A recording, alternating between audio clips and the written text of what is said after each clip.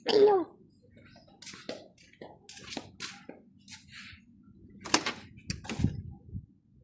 Assalamualaikum. Malam aku bercerita pasal van ni. Van ni aku kata semput, macam mana aku ajar cari punca dia.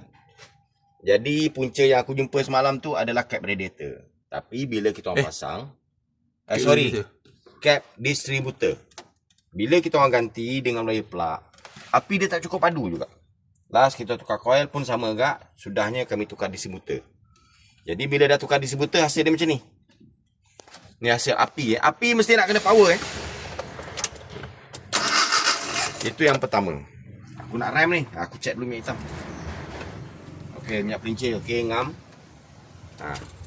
Lepas tu aku cakap kena servis carburetor lah. Sebab aku tak dapat bunyi yang aku nak. Sekarang kita on test. Betul ke bunyi yang aku cakap tu dapat kat van ni? Ni carburetor standard original. Ada cap. Ada logo Hitachi standard original. Tengok bunyi dia. Start sekali dah padu. Sekarang kita nak dengar bunyi koyak.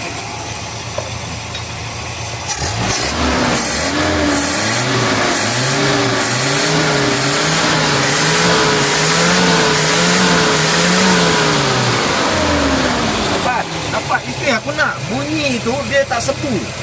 Bunyi koyak tu aku nak. Wah, dapat.